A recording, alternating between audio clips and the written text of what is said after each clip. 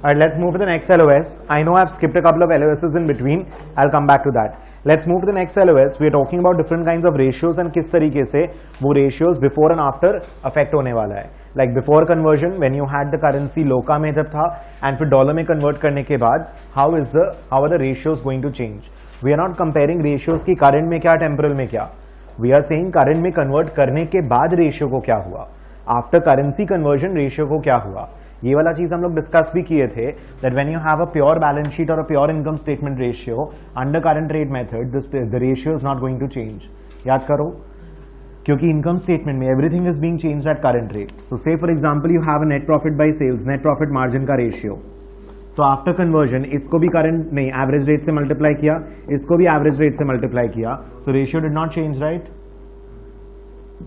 बोलो following. When you're talking about a debt to equity ratio, total equity is also at current rate, total debt is also at current rate, so ultimately nothing happened. But when you're talking about a temporal method, then in this case equity will be a mix of rates and debt is going to be at the current rate. इसमें historical भी रहेगा और भी कुछ रहेगा. So now the exchange rate, the ratio is going to change. बोलो समझ में आ रहा है?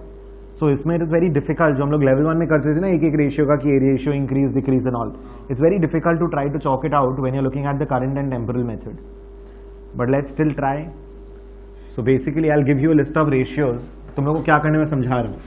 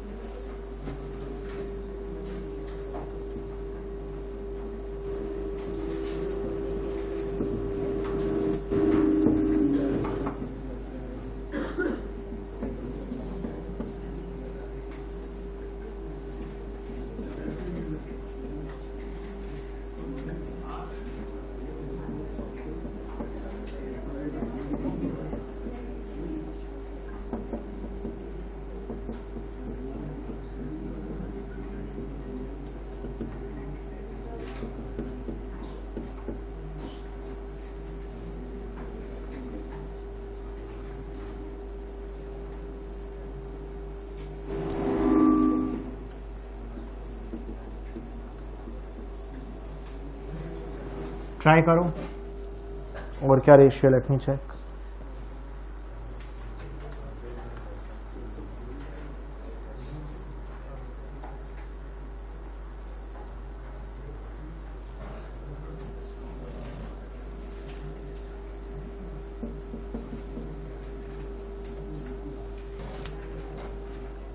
एक बार 2 मिनट रुक के कॉपी करो. Let me just do the first line for you.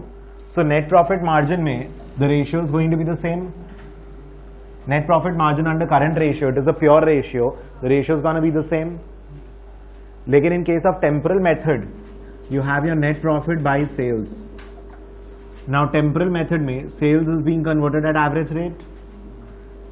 Net profit में historical rate minus होता है, याद करो COGS और depreciation था.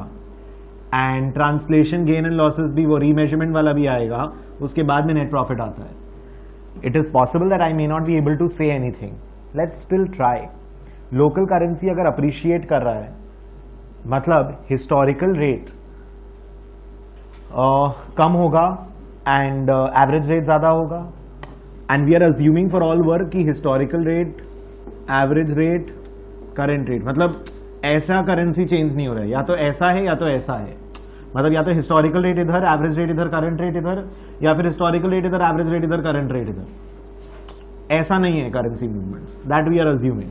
If it is too volatile then you can not exactly do any of the ratios in that case. So let's say it is in this way. So local currency appreciating, मतलब वही example अगर लेते हैं तो 0.45 यहाँ पे होगा और 0.50 यहाँ पे होगा इफ इट इज अप्रिशिएटिंग. उल्टा जो क्वेश्चन अपने किए थे that was on the depreciating वाला पार्ट. सो हिस्टोरिकल रेट माइनस कर रहे हो, कमती माइनस होगा तो प्रॉफिट होना चाहिए. And local currency is appreciating, मतलब रीमेजरमेंट गेन और loss, you will normally have a net liability position ना, क्योंकि temporal method you will have more monetary liabilities, long term debt. So अपने लोग का लोकल करेंसीज अप्रिशिएटिंग अपना liability position है तो वो लॉस है. सो बोल नहीं पाएंगे कॉस्ट कम है प्रॉफिट ज्यादा होना चाहिए. नहीं, कॉस्ट ज्यादा है क्या? हाँ, कॉस्ट कम है, हिस्टोरिकल रेट कम है, कॉस्ट कम है, प्रॉफिट ज्यादा, लेकिन उसमें लॉस है. We can not exactly conclude, so I will not be able to say anything, can't say. समझ में आ रहा है? ट्रांसलेशन गेन्स और लॉस, रीमेजरमेंट गेन और लॉस में अपने लोग का लॉस होगा because I have a short position and the local currency is appreciating. I have a short position and the local currency is appreciating and minus कर रहे historical rate पे cost वॉस्ट को, तो उस हिसाब से प्रॉफिट ज्यादा आना चाहिए. तो एक जगह प्रॉफिट ज्यादा आ रहा है, एक जगह लॉस हो रहा है. कांट एग्जैक्टली से. आइडियली ऑल्दो कौन सा ज्यादा सिग्निफिकेंट होना चाहिए?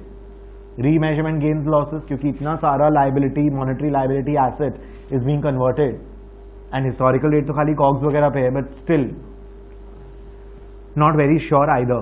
बट हिस्टोरिकल रेट भी जो होगा ना वो काइंड ऑफ एवरेज रेट पे ही होगा. थिंक कॉग्स का हिस्टोरिकल रेट क्या है? पूरा साल का स्टार्टिंग में थोड़ी आप सारा का सारा इन्वेंट्री खरीद रहे हो. You buying it at installments and not 2 month basis, 3 month basis, 1 month basis. But still will not comment. Temporal method में अगर लोकल करेंसी डिक्रीज कर रहा है तो एक से फायदा होगा लेकिन एक से नुकसान होगा. अगेन जब करेंसी अप्रिसिएशन में उल्टा था तो डेप्रिसिएशन में भी तो दोनों का उल्टा आएगा, तो उसमें भी कांट से होगा. फॉलोइंग, उसमें भी कांट से होगा. You will not be able to comment exactly. बोलो फॉलोइंग दिस, यस और no? Comfortable everyone? Sure? Next debt equity देखते हैं. फिर डेट इक्विटी रेशियो में of course again it is a same,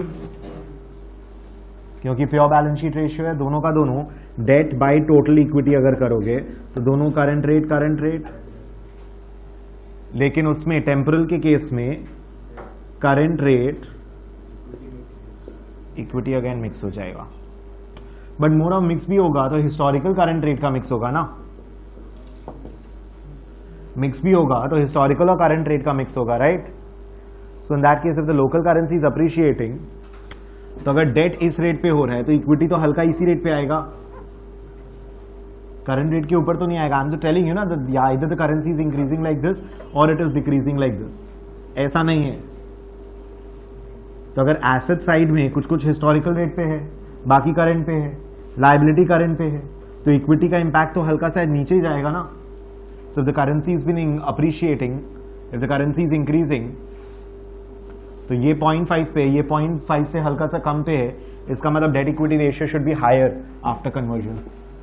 ये लोअर होगा. Think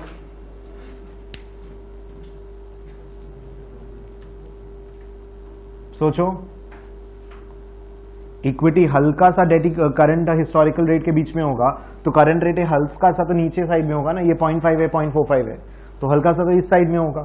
ये पूरा करंट रेट पे चेंज हो रहा है, ये हल्का सा करंट हिस्टोरिकल का पे चेंज हो रहा है. So this is going to be higher, this going to be lower. The ratio is increasing after conversion. We are not comparing current with temporal, we are comparing temporal before conversion और after temporal का conversion होने के बाद. समझ में आया?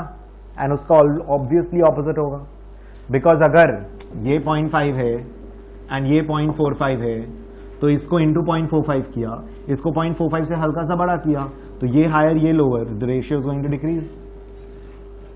सी is it okay और not? I will pause the class for video student और तुम लोग को 5-7 मिनट्स देता हूं, पूरा फिल करो खुद से, फिर I will discuss. Let's continue, let's see, let's hope you guys are able to answer most of it.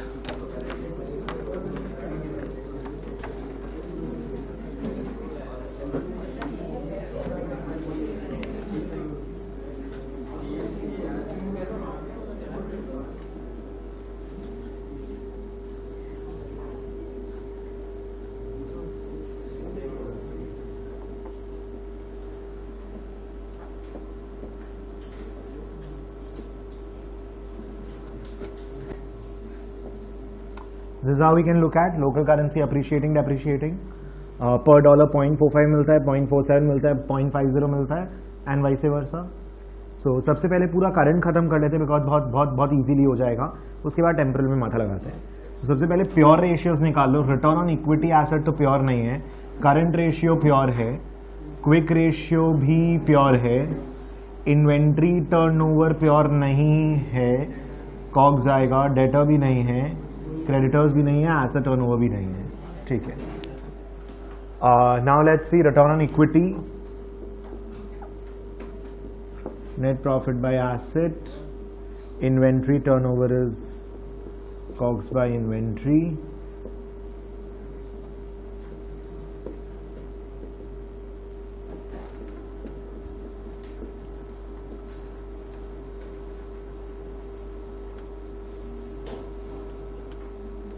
these are the ratios.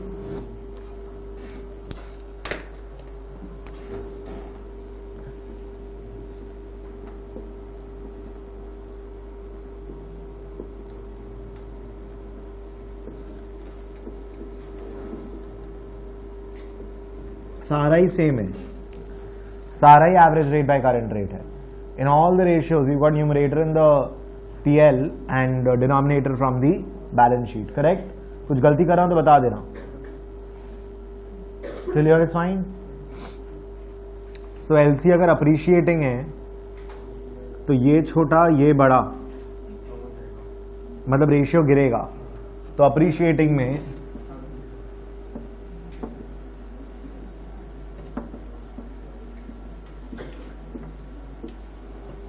समझ में आया तुम लोगों को कितना टाइम लगा ये करने में? हाँ, अब वो वाला में जा रहे हैं, but you have to write. Exam में प्लीज डोंट हेजिटेट और थिंक कि लिखने से टाइम वेस्ट होगा। This is actually going to make my work more clear, so please write. यहां तक ठीक है? Anybody got any of the ratios wrong और needs any explanation anywhere? I give you time to think. Any explanation needed anywhere? Clear है यहां तक?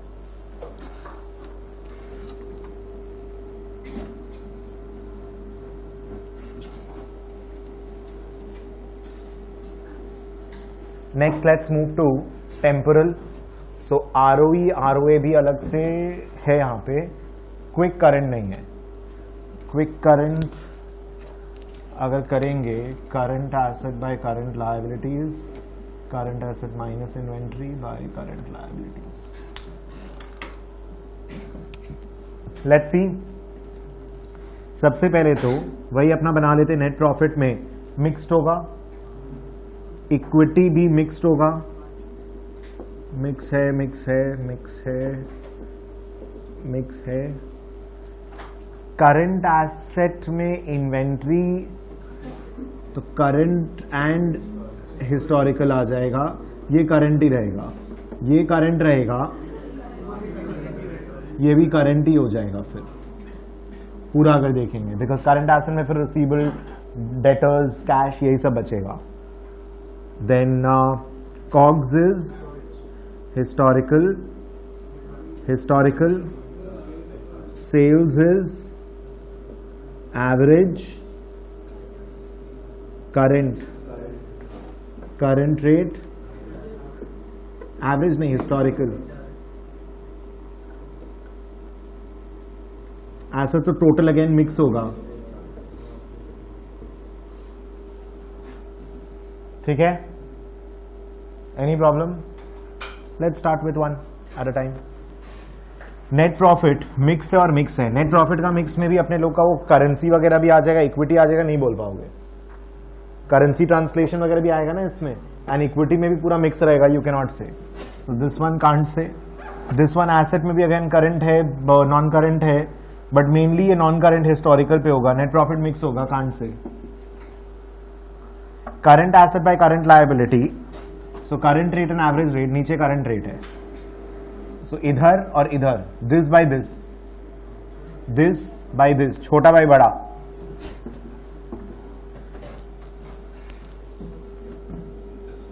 Current और average दोनों है इसमें। एवरेज किसका था? अच्छा हिस्टोरिकल, तो भी तो छोटा बाय बड़ा ही होगा, और यहां पे करंट बाय करंट सेम है। सेम को डैश दे रहा हूं, नहीं डिटरमिन कर सकते उसको क्रॉस दे रहा हूं, ठीक है? नेक्स्ट कौन सा हुआ? Inventory turnover. कहां से? इसका हिस्टोरिकल, इसका हिस्टोरिकल कहां से? अब अगेन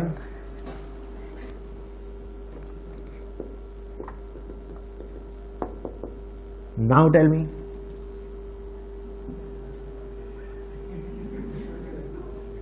अब बताओ.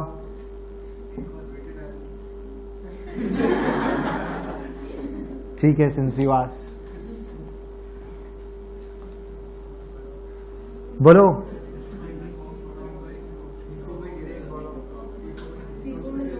सोचो, बनाओ. ये है मेरा. In fact I should have given it in the first place. I forgot to give you. This is important. This there.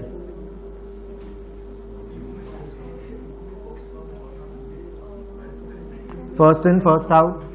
पहले खरीदा पहले गया. तो पुराना रेट यहां, नया रेट यहां. अगर करेंसी रेट्स आर इंक्रीजिंग तो ये छोटा ये बड़ा.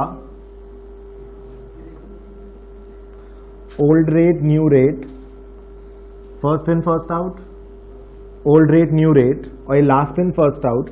मतलब जो नए वाले इन्वेंट्री होंगे वो यहां पे होगा, पुराना यहां पे होगा. तो ये न्यू बाय ओल्ड होगा.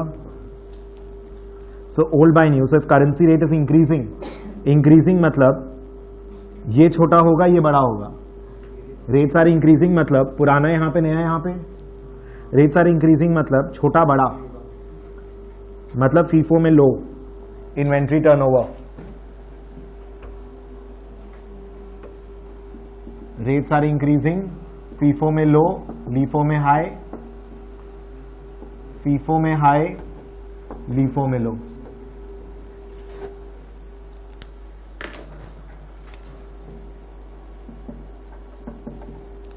वेटेड एवरेज बीच में होगा आदित्य. ठीक है.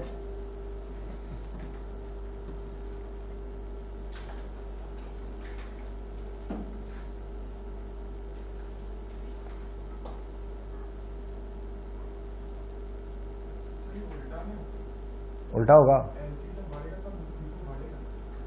अगर लोकल करेंसी इंक्रीज हो रहा है तो फीफो के केस में पुराना ऊपर है, नीचे नया नीचे है. तो बड़ा वाला हिस्टोरिकल रेट इधर आएगा, छोटा वाला रेट ऊपर आएगा. तो छोटा बाई बड़ा अमाउंट, फीफो विल बी लो ना. Local currency increasing.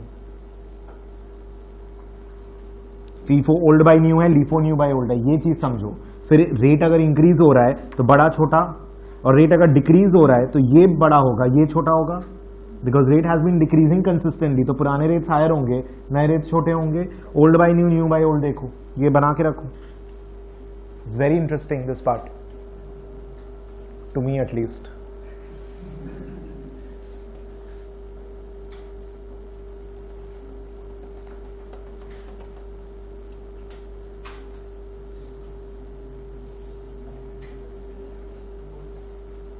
कौन सा के? कॉग्स इन्वेंट्री टर्नओवर की है. नेक्स्ट, बाकी तो इजीली हो जाना चाहिए आप लोग का. Sales turnover ratio average by current. Average by current, इसमें छोटा होगा, करंट बड़ा है. सो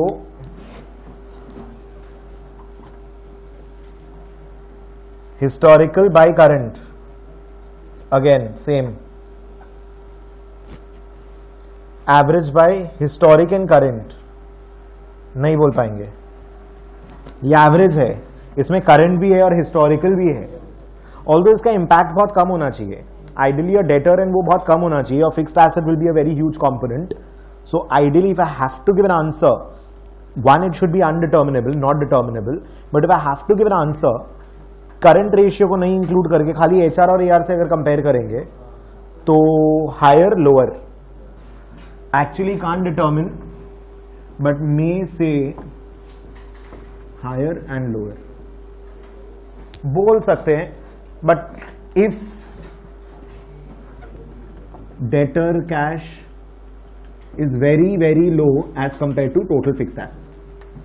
अगर डेटर कैश बहुत ही छोटा सा पोर्शन है, फिक्स्ड एसेट बहुत बड़ा चीज है, तो करंट रेशियो तो एकदम नेग्लिजिबल हो गया.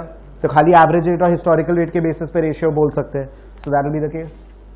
Normally it's undeterminable, but if your current, if your fixed asset is very very high as compared to debtor and cash, then you can say so. Current rate है वो, ratio. Current ratio. नहीं, current liabilities है ना, it's not total liabilities. So here you have to compare कि अपना inventory कितना बड़ा है और कैश डेटा कितना बड़ा है. यू कैन नॉट, यहां पे वो कंपैरिजन करना गलत है. तुम्हारा कैश डेटा बहुत छोटा हो गया, तुम्हारा फिक्स एसेट बहुत बड़ा होना चाहिए. बट तुम इन्वेंट्री, कैश और डेटा में नहीं बोल सकते कि इन्वेंट्री बहुत बड़ा होना चाहिए, कैश डेटा बहुत बड़ा होना चाहिए. यू कैन नॉट नेसेसरली से so over here. See this okay? बहुत अच्छा था ये वाला पार्ट. ठीक है यहां तक everyone? Let's see if we skipped anything.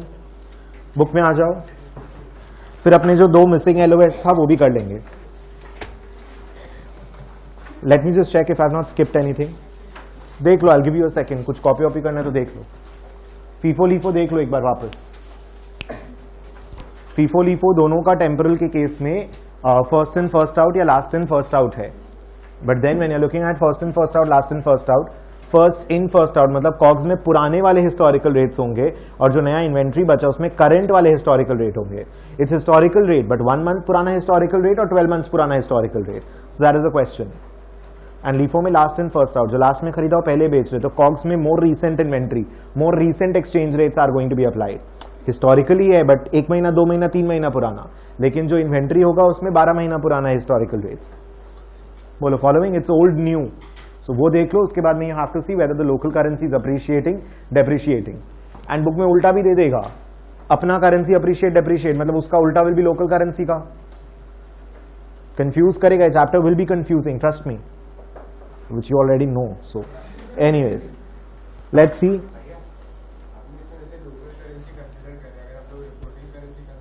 तो रिपोर्टिंग करेंसी का फिर तुमको उल्टा करना होगा कि रिपोर्टिंग करेंसी डेप्रिशिएटिंग है मतलब लोकल करेंसी अप्रिशिएटिंग है, फिर लोकल करेंसी अप्रिशिएटिंग के हिसाब से करो. यस, रिपोर्टिंग करेंसी करके करोगे तो ज्यादा कंफ्यूजिंग हो जाएगा because ultimately we are either long और शॉर्ट ऑन लोकल करेंसी और converting based on local currency. Local currency को रिपोर्टिंग करेंसी में कन्वर्ट कर रहे हैं, राइट? तो एक लोकल करेंसी के बदले में ज्यादा रिपोर्टिंग मिलेगा कि कमती रिपोर्टिंग मिलेगा. That is what will tell us ना कि लोकल करेंसी ज्यादा हो रहा है कम हो रहा है. Getting it? I was actually continuing with the example 0.45, 0.47, $0.5 पर एलसी. सो अगर ज्यादा डॉलर्स पर एलसी हो रहा है मतलब लोकल करेंसी अप्रिशिएटिंग, ज्यादा कमती डॉलर्स पर एलसी हो रहा है मतलब लोकल करेंसी डेप्रिशिएटिंग. और अल्टीमेटली आपको लोकल करेंसी को डॉलर में कन्वर्ट कर रहे थे, assuming dollar is your presentation currency, reporting currency. Clear? Let's get back. I don't think उसमें कुछ बचा है एज सच मेरा बताना. Pure balance sheet and pure income statement ratio, first line you can mark unaffected by the application of current rate method. We've done that.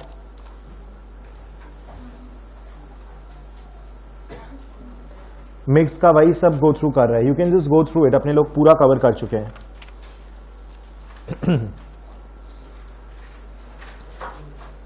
अपने लोग पूरा गो through कर चुके हैं. If you want you can go through it comparing the results and all. We have done that.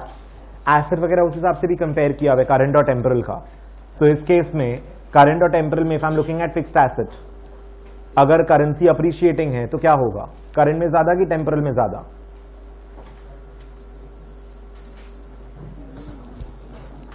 let's do current versus temporal also.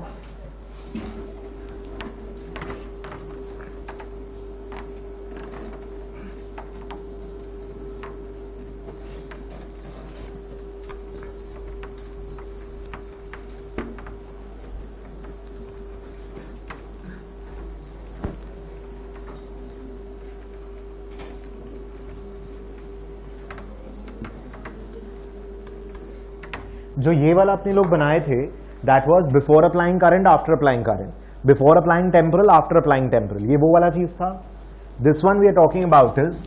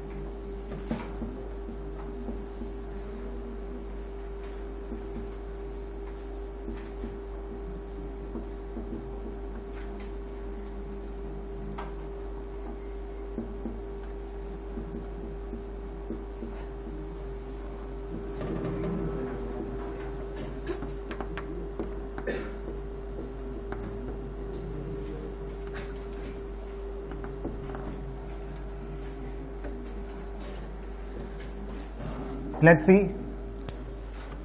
I'll do the first one. I'll give you 2 minutes to do this one. तो सबसे पहला चीज तो एक बार ये कर लेते पहले. Fixed asset current rate, historical rate, current rate, current rate, current rate, current rate, current rate, current rate, average rate, average rate, average rate.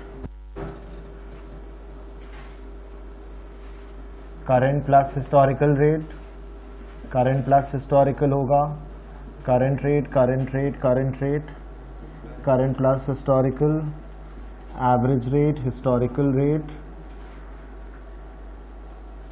Net profit. Difficult बोलना इसके लिए. सो पहले तो रेट्स बना सकते हैं अपने लोग. इसमें और भी एक आधा आइटम ऐड करना है, तो लेट मी, मैं थोड़ा बीच में कर रहा हूं. इन्वेंट्री से for example, current rate, historical rate. ये तो पता है अपने लोग को, ये तो बना चुके आप लोग. अभी बहुत सिंपल होगा. लेट मी रादर,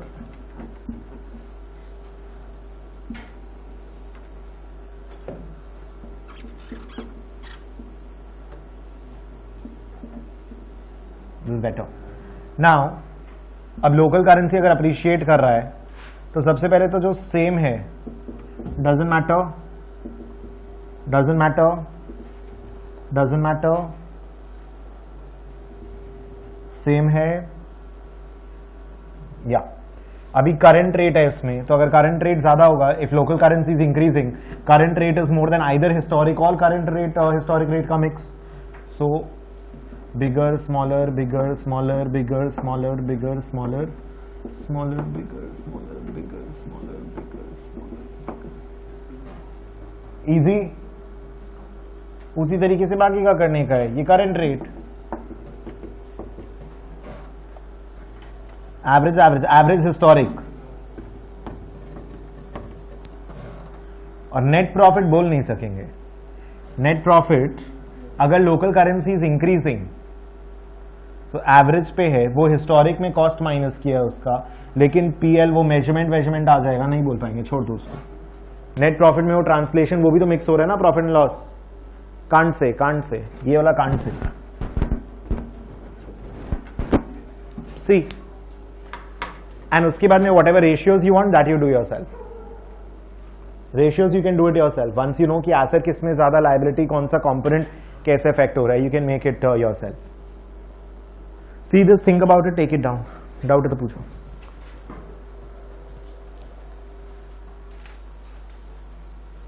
एंड इसको ना ये मत सोचना कि you will be able to make this table, you will be able to mug up this table. You have to make this table yourself, fill in the arrows and then check from this table whether you made it correctly or not. That is how you will gain confidence in this particular chapter.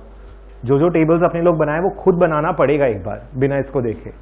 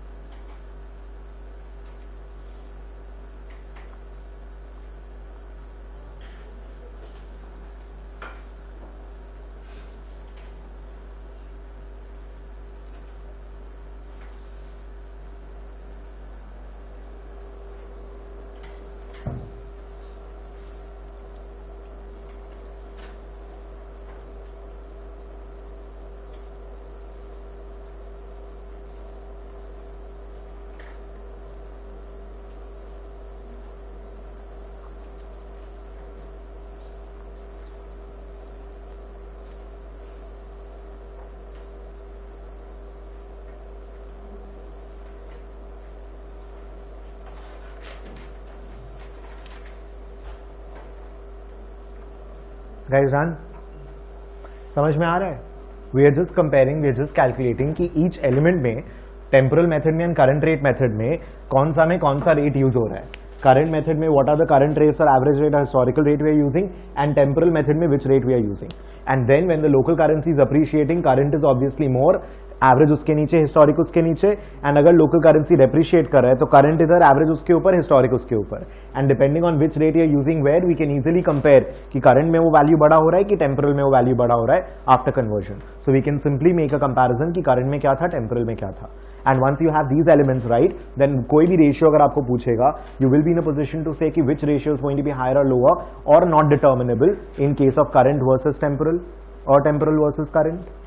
सो सबसे पहले the moment ratio is given, you have to write the ratio. वो ratio को 2 बार लिखो. एक में current के हिसाब से न्यूमरेटर डिनोमिनेटर में CR AR HR क्या मल्टीप्लाई हो रहा है वो बनाओ. फिर कौन सा ratio high low CR HR में एरो डालो. फिर समझ में आएगा कि which ratio is bigger, which ratio is smaller. उसके बिना नहीं समझ में आएगा. You are obviously not going to make this entire chart when you are sitting in the exam. तो अपने लोग को रेशियो लिख करके ही करना पड़ेगा कि LC is appreciating or depreciating and then this is happening, then that is happening. ये रेशियो किस में बड़ा होगा, किस में छोटा होगा, वैसे ही करके बनाना पड़ेगा. बोलो, फॉलोइंग एवरीवन? सो पूरा का पूरा ये वाला जो LOS है, just discussing the same thing all throughout. देखना उसका कंपेयरिंग रिजल्ट्स में they just putting the same figures and all and they are comparing. ये गो थ्रू कर लेना. I don't think you have to mark anything after what we've done. I doubt you'll have to go through any of this. Make sure that you read through this entire LOS and you check if there's anything to be added. Come towards the end of the LOS, last table के वहां पे देखना, analysis is assuming end of the period balance sheet figures. So अपने लोग जब debtor turnover, creditor turnover and all करते हैं, we always assume the closing debtor, closing creditor, वो वाला चीज add कर देना, underline कर लेना. We assume end of period balance sheet figures.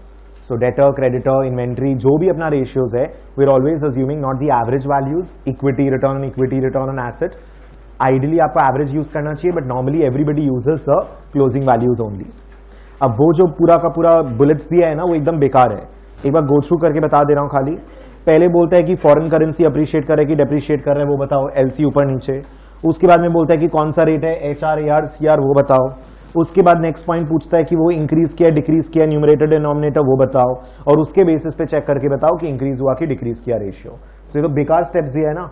First there asking कि पहले बताओ LC ऊपर नीचे क्या हुआ, फिर रेशियो लिखो. रेशियो का numerator denominator AR, CR, HR किस पे कन्वर्ट होगा वो बताओ. फिर चेक करो कि AR बढ़ा है, CR बढ़ा है, HR बढ़ा है. देन रेशियो का बताओ कि इंक्रीज किया कि डिक्रीज किया. So obviously you are not supposed to be going through this also. And उसी का वो एग्जाम्पल दे करके बता रहा है. Let's say fixed asset turnover ratio, we have done all this. Fixed asset turnover ratio कि दोनों केस में क्या होगा. So let's say we have a fixed asset turnover ratio. So we got sales asset current method, temporal method into AR into CR into AR into CR plus HR. So if local currency, so ये दोनों same है, ये दोनों same है, खाली इसका और इसका डिफरेंस है. So अगर local currency appreciating हुआ, in that case ये lower, ये वाला ratio higher. If local currency depreciating हुआ तो HR बड़ा, CR छोटा. So this will be higher than this one. So therefore this will be lower. इसी का स्टेप बना के और एग्जाम्पल बना के दिया आधा पेज का. बोलो, getting it? And we are so comfortable with this because we've done the entire thing now. ये कहाँ से आया? यही तो आ रहा है. Sales AR no difference. और एसेट कहाँ गया? टोटल एसेट कहाँ गया? ये रहा. दिस बस यही तो है. हाँ, फिक्स्ड एसेट टर्नओवर रेशियो होगा then also the thing will be the same. क्योंकि फिक्स्ड एसेट होगा तो एक CR और ये खाली HR हो जाएगा. Then also the analysis will be the same. Bolo, following this? So any ratio using any of these elements, you will be able to answer immediately. Bolo, comfortable with the ratios part? Everybody 100% okay.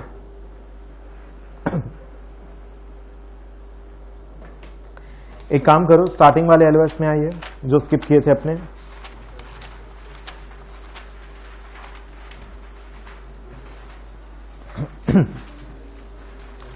We had missed 2 LOSs were combined together. We had missed that portion. उसमें आ जाओ.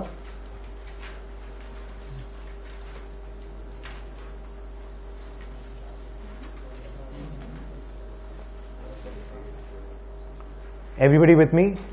We've completed current and temporal का example, that huge example, and then we have completed the financial ratios का analysis. उसके पहले एक LOS जानबूझ के skip किया था. वो रेशियो में बोल रहा है theoretically कि टेम्पोरल में क्या होता है, करंट में क्या होता है. Until unless I do the methods, I cannot explain the theory part, right? So let's go through this. First line देखना, रीमेजरमेंट अनलाइन करो, टेम्पोरल अनलाइन करो उसमें. नेक्स्ट पॉइंट ट्रांसलेशन अनलाइन करो, करंट रेट मेथड अनलाइन करो, which you should understand because temporal method में remeasurement gains and losses था. Translation current rate method जब use कर रहे थे तब क्यूमुलेटिव ट्रांसलेशन एडजस्टमेंट था, CTA वाला पार्ट था, राइट? PUFE का है. Okay,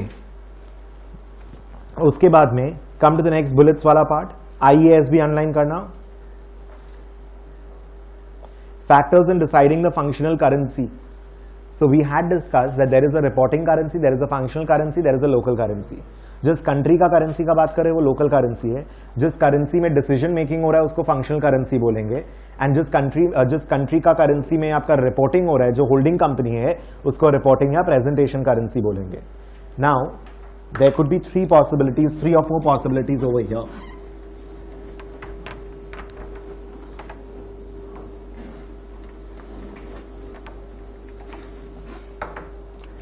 There is a holding and there is a subsidiary. इसका currency is let's say local currency and this 3 options बना रहा हूं. Let's say independent. Independent मतलब सब्सिडरी का जो करेंसी है वो लोकल करेंसी है एंड डिसीजन मेकिंग किस करेंसी में हो रहा है, लोकल करेंसी में. So this is also the functional currency. और holding company always has a reporting currency. So यहां से जब इसको कन्वर्ट करोगे तो करंट मेथड में कन्वर्ट करेंगे.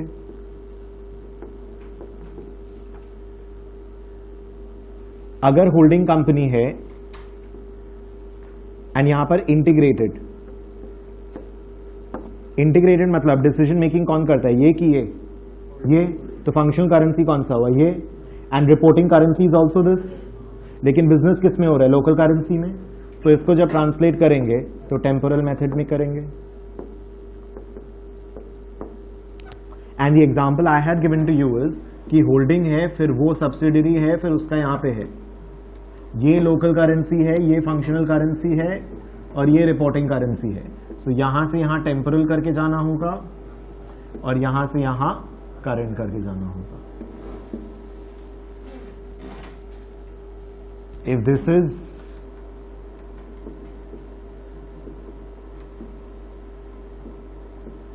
ये बनाया था मैंने, I had made this one for you, but generally examples will be either of these two. Take this side में, टेक दिस मैं वापस एक्सप्लेन कर रहा हूं.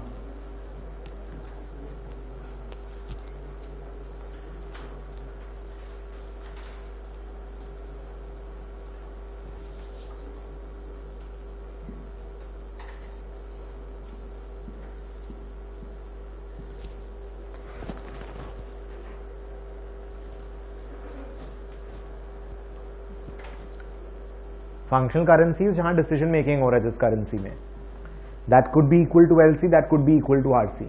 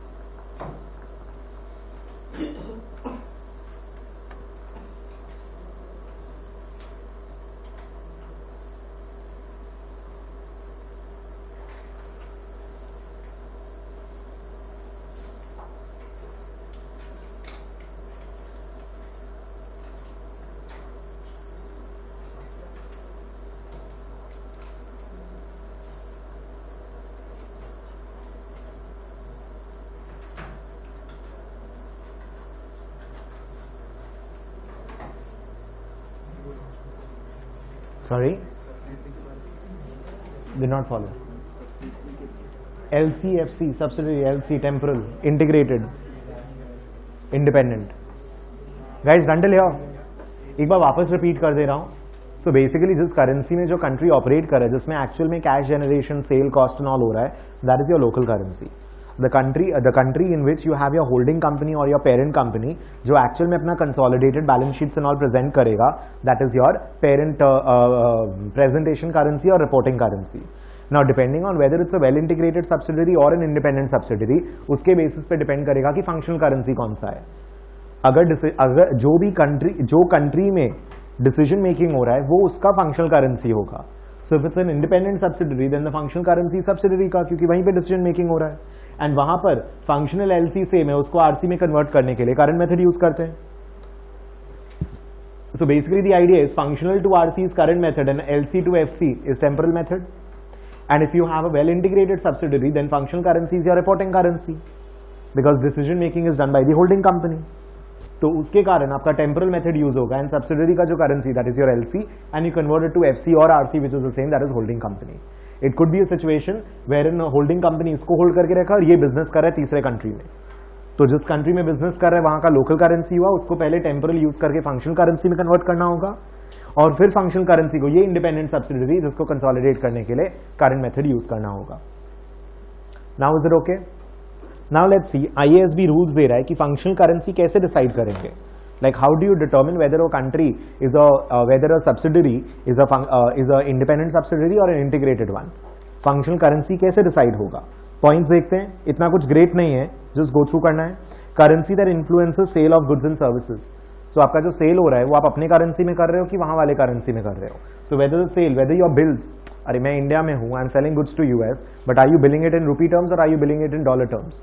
अगर एकदम इंडिपेंडेंट सब्सिडरी होगा तो कॉस्ट सेल सब डॉलर में होगा, और अगर इंटीग्रेटेड होगा तो मैं सब चीज रुपीज में करूंगा. Next point, competitive forces and regulations mainly determine the sale price and goods and services and all. So selling price वगैरह में अभी GST लगेगा, इंडिया का एक्सपोर्ट ड्यूटी वगैरह लग रहा है आपका गुड्स एंड सर्विसेज में, या वहां दूसरा कंट्री का जो लॉज एंड ऑल है उसके हिसाब से you have to pay sales tax and all. So that will also determine. अगर उस कंट्री का है इसका मतलब इंडिपेंडेंट, अगर मेरे कंट्री का सब चीज एप्लीकेबल हो रहा है इसका मतलब शायद इंटीग्रेटेड.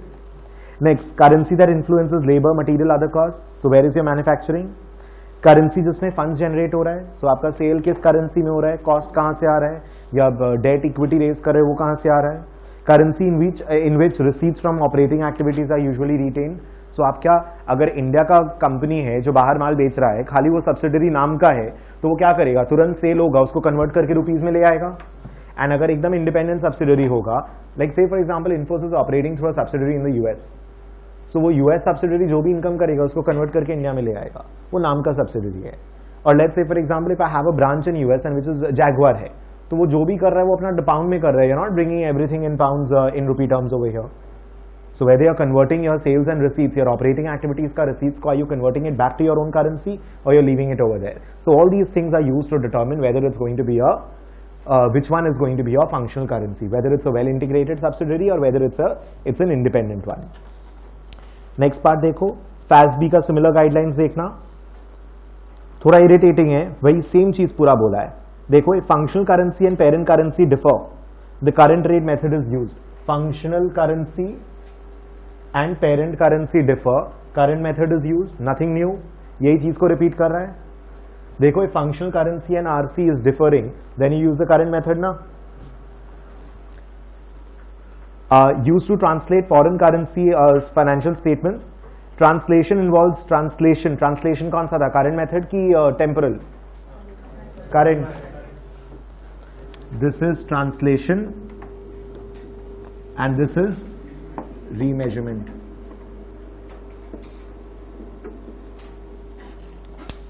बोलो, मेकिंग सेंस? सेम चीज रिपीट किया है, कुछ नहीं नया करा रहा है. नेक्स्ट लाइन, ट्रांसलेशन कहां होगा, सेल्फ कंटेन इंडिपेंडेंट सब्सिडरी, जहां operating activity, financing etcetera parent नहीं डिसाइड करता, डिसेंट्रलाइज्ड है. We already done this, same चीज रिपीट किया इसी का पूरा. सो ये फर्स्ट पॉइंट है. सेकेंड पॉइंट देखो, if the functional currency is the same as the parent's presentation currency, functional currency equal to parent's presentation currency reporting currency, तब बोलता है देखो टेम्पोरल मेथड यूज करने, that is remeasurement occurs in well integrated remeasurement. पूरा दोनों point same चीज बोला है जो हम लोग लिख चुके हैं, 100% ओके। और नेक्स्ट वाला में वो एग्जांपल दे रहा है यूएस चाइना में सब्सिडरी है, वही वाला third point is this, we don't need to go through it. Third point is this, you have a well independent subsidiary जो बिजनेस कर रहा है मल्टीपल अलग अलग जगह पे, तो इसको पहले टेम्पोरल से यहां लेके आना होगा, फिर करंट से यहां लेके आना होगा। That is the third point discussing. बोलो comfortable? So first point, second point, third point. उसके बाद जो फोर्थ पॉइंट है हाइपर इन्फ्लेशनरी, अनलाइन कर लो, बाद में आएगा, don't bother about it here, will do hyper inflationary in another LOS. And they have also made a similar kind of diagram जो थोड़ा इरिटेटिंग है समझना बुक से, so you can cancel that off. Comfortable till here everyone? Example देखो next वाला, बेकार एकदम easy है। US multinational Japanese subsidiary, so सबसे पहले डॉलर, आरसी तो डॉलर ही है, there is no doubt about that, and LC is Japan. Subsidiary's functional currency is Japanese yen, मतलब ये वाला हुआ functional currency is Japanese yen, मतलब इंडिपेंडेंट, मतलब करंट रेट मेथड, वही आंसर मांगा होगा बस। नेक्स्ट एग्जांपल देख लो। Now imagine that subsidiary's functional currency is USD, second temporal method, खत्म question. Are you now understanding why I had to do the sums first and then I have to get back to this? Because ये starting में ही बताता तो कुछ समझ में नहीं आता आपको, remeasurement and all. Everybody absolutely comfortable? Next, CRAR HR का definition दे रहा है, we know that. Current rate closing balance sheet के time का, average throughout the period का, and historical जिस दिन depreciation था, accumulated था, inventory था, वो सब। बोलो comfortable? Then applying the temporal method में आओ, वही है ना आपका हेडिंग, बिकॉज थोड़ा जंबल अप किया है मेरा वे। अप्लाइंग टेम्पोरल में देखना, first line monetary asset liability, current rate पता है हम लोग को। Next line monetary asset liability are fixed in the amount of currency to be received और paid, the amount does not change, we have discussed this. Monetary asset liability, current rate. Next point all other asset liability, historical rate, we have done this. Last line mark करना है तो कर लो। Non monetary liability का example is unearned revenue. अब बताओ unearned revenue क्यों non monetary है? Unearned revenue मतलब क्या? मेरे को पैसे मिल चुके हैं लेकिन मैंने सर्विस नहीं दिया है। अब मेरे को तो मतलब अगर $100 मैंने रिसीव किया ना, I have to give a service. Earlier the service was costing $100, today the same service is costing $10,000 because of hyper inflation, but मेरे को तो 10,000 वर्थ का सर्विस देना पड़ेगा ना। It's not a monetary liability. Monetary liability तब कि $100 देना था तो $100 ही दूंगा no matter what. But unearned revenue क्या? आई हैव रिसीव्ड $100 जिसका वर्थ ऑफ सर्विसेज प्रोवाइड करना बाकी है, जिसका वर्थ ऑफ गुड्स प्रोवाइड करना बाकी है। $100 तब मिला था जब करेंसी का वैल्यू कुछ और था, बट लेटर ऑन तो मेरे को $100 का वर्थ का सर्विस तो देना ही पड़ेगा। आई रिसीव्ड $100 व्हेन रूपी rate was 63, so I receive 6300। जब सर्विस देना है तो एक्सचेंज रेट 70 हो गया, मेरे लिए तो 7000 का सामान देना पड़ेगा ना उसको, बट वो मेरे को थोड़ी पैसा वापस करेगा extra. So it is not monetary, non monetary liability.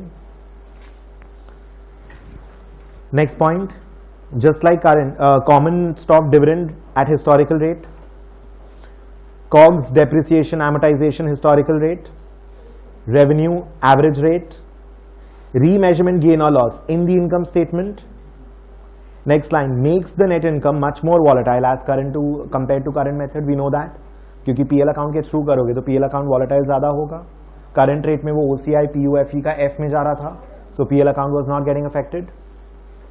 बोलो कंफर्टेबल?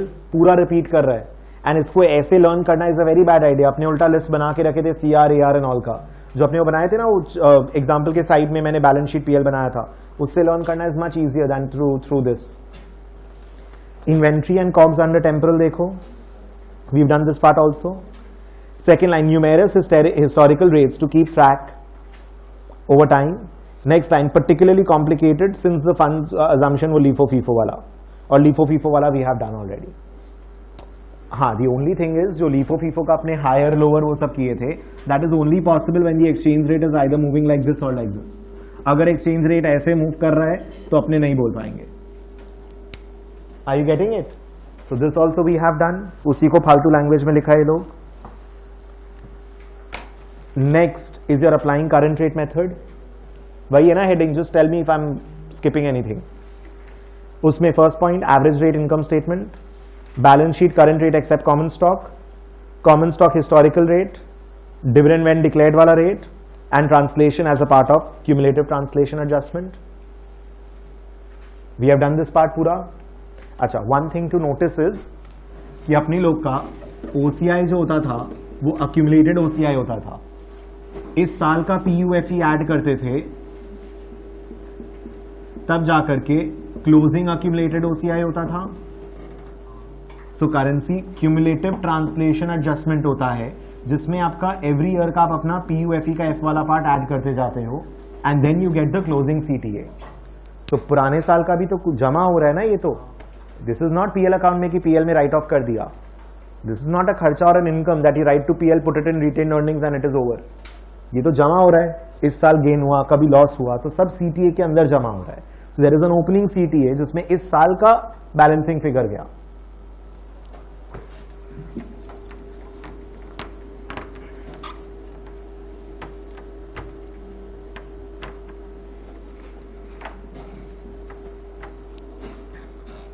से फॉर एग्जाम्पल इफ मेरा करंट रेट पे एसेट निकल के आया 500, मेरा लायबिलिटी निकल के आया 350, माई टोटल इक्विटी इज 150.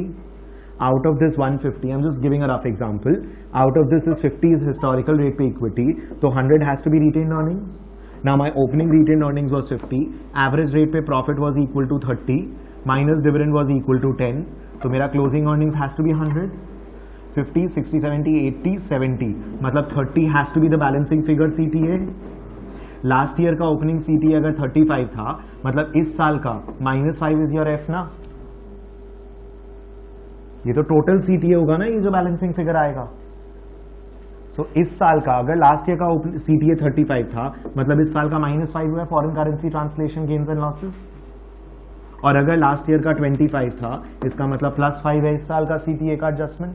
तो ओपनिंग सीटीए प्लस इस साल का F closing CTA. Cumulative translation adjustment. Cumulative मतलब समझो वर्ड का, बोलो.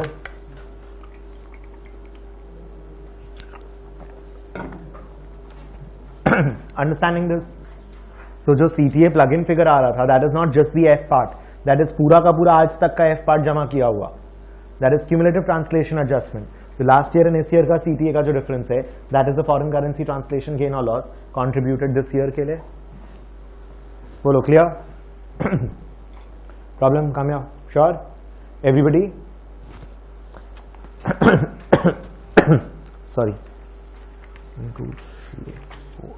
नेक्स्ट पोर्शन क्या है? Calculating translation remeasurement gain loss है ना. देखना उसका example. Asset, liability, common stock, beginning retained earnings, current income and dividend दिया हुआ है. ये तो बन गया question. Let's see, let me do this very quickly. You guys should also be able to do it.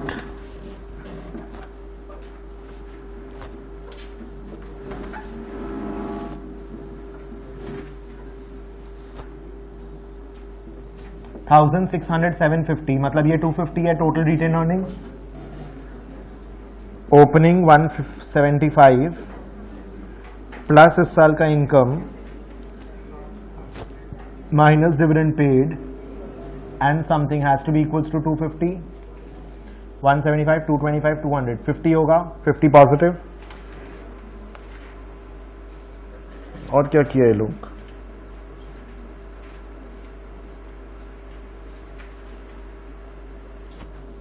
यही किया है जो अभी मैंने समझाया, वही चीज का एग्जांपल बना के दिया है. समझ में आया? This data is given to you. We got 250 retained earnings, beginning retain plus profit minus dividend has to be closing. तो ये जो बैलेंसिंग फिगर आया, ये सीटी आया. उसके बाद में एग्जांपल में ये लोग बोलता है कि अगर बिगिनिंग वाला 20 था, मतलब इस साल का 30 हुआ. बिगिनिंग वाला 70 था, मतलब इस साल का -20 हुआ, क्योंकि this total CTA has to be 50 which we got from the balancing figure. बोलो गुड टिल हियर और नॉट? कंफर्टेबल? अच्छा चैप्टर है यार, तुम लोग ऐसा शक्ल बना के रखा है. क्लियर है ना यहां तक? दिमाग खराब होगा घर जाके. प्लीज स्टडी वेल, मतलब you have to do it with me. If you don't do study this chapter right now, you'll have to again watch the class later on. You have to study this chapter parallelly with me and practice also. तभी confidence आएगा इस chapter में. Anyways moving forward, वो table देखना guys, table देखो. वही ARCR का summary वापस बना के दिया है, वही ARCR का HR का समरी बना के दिया है. एंड उसमें देखना net income is mixed rate and all बोल रहा है. करंट रेट और ये सब में मिक्स्ड रेट एंड ऑल का डिस्कशन किया. We have done all of this.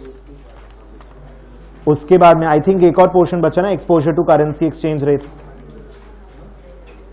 एक और पार्ट बचा है राइट इस LOS का, exposure to current changing exchange rate में आओ. ये भी पूरा का पूरा चीज we have done. You can just go through it. इसका टेबल में आ जाओ पहले. टेबल नहीं दिया, समरी दिया है. Impact of changing exchange rate का एक टेबल नहीं दिया लास्ट में, दिखाओ एक second.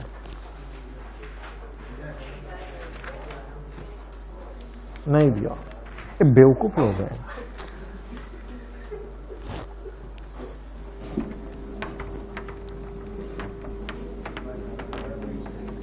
You don't have to draw the table guys, we've already done this. Previous version of the book में टेबल बना के दिया था. Current rate method, net asset, net liability and temporal method, net monetary asset, net monetary liability. LC goes up, goes down. Guys, quickly, you don't have to copy this, we've already done this. Guys, please छोड़ो, इसके बाद छोड़ दूंगा. शांत, अभी देखो, ध्यान दो. करंट मेथड में नेट एसेट्स अगर होगा, नेट एसेट मतलब लॉन्ग, नेट लायबिलिटी मतलब short. And why net asset net liability position in the current method? क्योंकि करंट मेथड में सारा एसेट करंट रेट पे होता है, सारा लायबिलिटी करंट रेट में होता है. तो यू हैव अ नेट में करंट इक्विटी वाला position. This is what will happen in most cases. ये पोजीशन होना नहीं चाहिए. लॉन्ग पोजीशन करेंसी अप्रिशिएट्स, फायदा नुकसान, नुकसान फायदा. मैंने ये वाला नहीं कराया था आपको क्योंकि ऐसा सिचुएशन होता ही नहीं है. ये वाला सिचुएशन मैंने टेबल में बना के दिया था आपको. एंड इस केस में I told you generally this is what will happen. हो सकता है ऐसा, बट नॉर्मली नहीं होगा ये. And liability, if you have a net monetary liability position. Why net monetary वाला? क्योंकि खाली मॉनेटरी एसेट्स एंड लायबिलिटीज को ही हम लोग करंट रेट पे चेंज कर रहे थे, बाकी हिस्टोरिक का हिस्टोरिक ही पड़ा हुआ है. सो करंट रेट पे एवरी ईयर का जो करंट रेट पे चेंज हो रहा है वो खाली मॉनेटरी एसेट लायबिलिटी हो रहा है ना. If you are using the temporal method, you are taking the net monetary position. If you are using the current method, you are taking the net asset और नेट लायबिलिटी पोजीशन. और अगर आपका liability position लेते हो short position, this is short, this is long. Short position मतलब LC बढ़ना is नुकसान, LC गिरना इज फायदा. लॉन्ग पोजीशन LC बढ़ना इज फायदा, नुकसान. बट ये होना नहीं चाहिए. मैंने ये वाला और ये वाला बनवाया था आपको ऑलरेडी पहले, जो हम लोग डिस्कस कर रहे थे. व्हेन वी आर डिस्कसिंग कि प्रॉफिट होगा कि लॉस होगा under two different methods, then I had made this for you कि why you are getting a profit in one method and loss in the other method, although they are both the same data को use करके answers. So you have done this. उसी का explanation दिया है ये लोग 1 page का. And table पहले वाला वर्जन में था, now they deleted the table, I don't know why. You done this part. बोलो comfortable? Any question? I have gone little fast here because ये मैं रिपीट कर रहा था पूरा का पूरा चीज. 2 मिनट है अभी और, रुको. See if this is absolutely 100% clear. देख लो इस टेबल में कोई प्रॉब्लम नहीं है ना.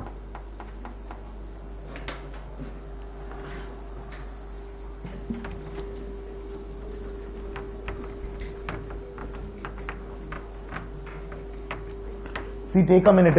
It is a confusing chapter. See if you have any problem.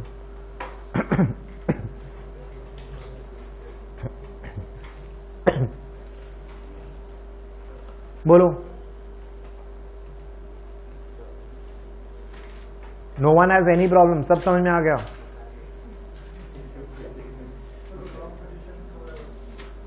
क्योंकि नॉर्मली अपने लोग पूरा एसेट को करंट रेट पे कन्वर्ट कर रहे हैं, पूरा लायबिलिटी को. और आप क्या कर रहे हो, you are holding the company, so you have net equity position. Equity can not be negative, कुछ केस में वो भी हो सकता है, अब will not get into that, bankruptcy level आ जाएगा तब, but equity is generally positive, so normally you will have a net asset position ना. So therefore if currency increases you make a profit, currency decreases you make a loss. But with the same data अगर temporal method use करते हैं, temporal में सारे asset को अपने current rate पे नहीं कन्वर्ट करते, खाली मॉनेटरी एसेट लायबिलिटी को करंट रेट पे कन्वर्ट करते हैं, बाकी सब तो पुराना हिस्टोरिकल रेट पे है. तो करंट रेट का impact, and since long term liabilities are also part of monetary liabilities, so normally you will have net liability position, net monetary liability position. So therefore if you have a short position you may end up making a profit if local currency depreciates, and if it appreciates you end up making a loss. मेरे पास company का net net में liability position दिखा रहे हो. Liability position दिखा रहे हो मतलब क्या, अपने करेंसी में खरीद, उसका करेंसी पहले खरीद करके उसको पे करना होगा. अगर उसका करेंसी सस्ता होगा तो अच्छा है ना, अपना खुद का कम करेंसी देके उसका ज्यादा करेंसी मिलेगा, and I'll be able to square off the liabilities. So I'm going to be making a profit that way. Getting it? I am holding a company in another country. अगर मेरा net asset position है तो वो company को बेच करके उसका currency मिलेगा, उसका करेंसी बेच करके अपना करेंसी लाऊंगा, तो उसका करेंसी के बदले में मेरा ज्यादा करेंसी मिलेगा, देन मेरा फायदा. But if I am using temporal method, it is as if I have a net monetary liability position, कि मतलब उस कंपनी को मेरे को हटाने के लिए, सल्टाने के लिए वहां पैसा देना पड़ेगा उसको. बोलो following. So I would want to give less of my currency to purchase their currency, then pay off the liabilities. Bolo clear? 100%. Once again, I just want to very quickly revise. Current method, PL का सारा चीज average rate पे convert होगा. Balance sheet में आपका पूरा asset is current rate, आपका पूरा लायबिलिटी इज करंट रेट, तो पूरा का पूरा equity is going to be current rate. लेकिन इसमें आपका हिस्टोरिकल रेट होगा कॉमन स्टॉक का plus net profit average rate पे, sorry, and therefore retained earnings जो होगा वो बैलेंसिंग फिगर होगा. वो retained earnings is beginning balance जो बिगिनिंग ऑफ द ईयर का रेट होगा, प्लस नेट प्रॉफिट जो एवरेज रेट पे आएगा, माइनस डिविडेंड जो डिक्लेरेशन डेट का होगा, उससे आपको क्लोजिंग रिटेन अर्निंग्स चाहिए, तो ये जो बैलेंसिंग फिगर निकल के आएगा that is cumulative translation adjustment. ये और लास्ट ईयर का सीटीए को कंपेयर करोगे तो इस साल का पीयूएफई का एफ वाला पार्ट निकलेगा. 100% ओके. टेम्पोरल मेथड में what was happening was that अपने लोग का बैलेंस शीट में हिस्टोरिकल रेट पे सब चीज रहेगा except for debtor cash, monetary assets and monetary liabilities, वो भी करंट रेट पे रहेगा. तो दिस इक्विटी जो निकालोगे वो मिक्स टाइप का आएगा, एंड उस इक्विटी में equity share capital historical rate पे रहेगा, तो रिटेन अर्निंग जो आएगा वो बैलेंसिंग फिगर आएगा. Now that is basically beginning balance plus net profit minus dividend is closing balance. Closing balance is this balancing figure. Beginning I know beginning rate के हिसाब से convert, dividend I know declaration date के हिसाब से convert, तो ये balancing figure निकलेगा.